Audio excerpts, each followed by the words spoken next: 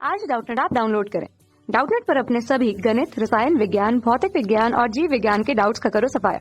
बस प्रश्न की फोटो खींचो, एक ही प्रश्न को क्रॉप करो और तुरंत वीडियो सोल्यूशन पाओ। अभी डाउनलोड करें। प्रश्न देखिए क्या दिया गया है। कहा जा रहा है कि BeSO4 की विलेयता CaSO4 कैल्शियम सल्फेट से कम है और पूछा जा रहा है ऐसा क्यों है। ठीक है, तो BeSO4 जो है उसकी विलेयता कम है बेरियम सल्फेट की, किससे? कैल्शियम सल्फेट से। ठीक है, अगर मैं बात करूं बेरियम और कैल्शियम की, तो बेरियम और कैल्शियम हमारे क्षारीय मृदा धातु हैं और आकार किसका बड़ा होता है? बेरियम का आकार बड़ा होता है कैल्शियम से। ठीक है, क्योंकि ऊपर से नीचे जाते हैं तो क्या होता है, वर्ग में आकार बढ़ता है क्योंकि कोषों की संख्या बढ़ती है। ठीक है, तो बेरियम का आकार बड़ा है। तो क्षारीय मृदा धातुओं के सल्फेटों की विलेयता क्या होती है? समूह के ऊपर से नीचे जाने पर क्या होती है? कम होती है। ठीक है, क्षारीय मृदा धातु हमारे कौन कौन से हैं? बेरिलियम है, ठीक है, मैग्नीशियम है, ठीक है, कैल्शियम है, स्ट्रोंटियम है, ठीक है, बेरियम। बेटा मांगे कार स्कूटर बापराजी, इस तरह से हम याद करते हैं। ठीक है, तो यहाँ पर आप ऊपर से नीचे आओगे तो क्या होगा? आकार बढ़ता है। ठीक है, आकार क्या होने लगता है? बढ़ने लगता है, जिसके कारण क्या होता है? आकार बढ़ेगा तो यहाँ पर विलेयता क्या होती है? विलेयता यानी कि सॉल्युबिलिटी जिसको बोलते हैं वो कम होने लगती है। ठीक है, विलेयता कम होने लगती है क्योंकि होता क्या है, जालक ऊर्जा क्या होता है?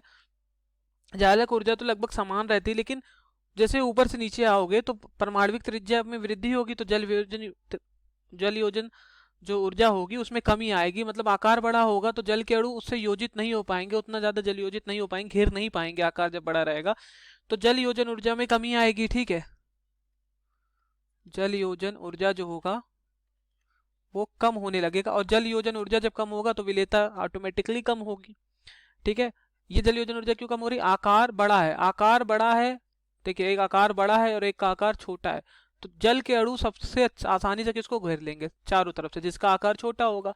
लेकिन जिसका आकार बड़ा होगा तो वहां कहीं घेर पाएंगे, कहीं नहीं घेर पाएंगे। ठीक है, समझ गए?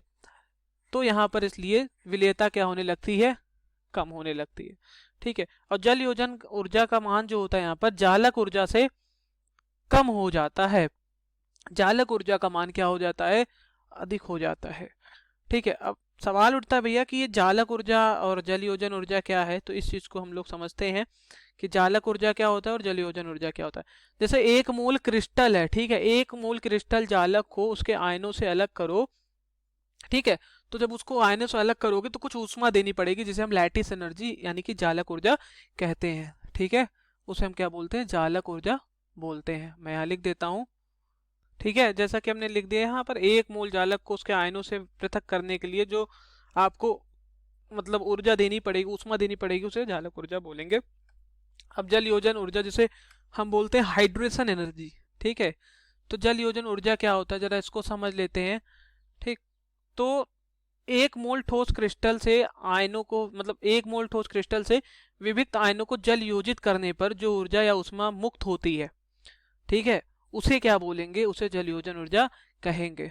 ठीक है, तो एक मोल ठोस क्रिस्टल से विभिन्न आयनों को जल योजित करेंगे जब, तो जो उष्मा मुक्त होगी उसे जल योजन ऊर्जा कहेंगे। तो आकार बड़ा रहेगा तो आसानी से जल योजित नहीं हो पाएंगे, तो जल योजन ऊर्जा कम होगी, विलेयता कम हो जाएगी। ठीक है, तो इसी कारण BeSO4 की विलेयता जो होती है वो कैल्शियम सल्फेट से कम होती है। ओके, समझ गए? Thank you. कक्षा 6 से 12वीं से लेकर नीट, IIT, JEE वो एडवांस के लेवल तक 1 करोड़ से ज्यादा छात्रों का भरोसा। आज ही डाउनलोड करें डाउटनेट ऐप या व्हाट्सएप करें अपने सारे डाउट्स 8400 400 400 पर।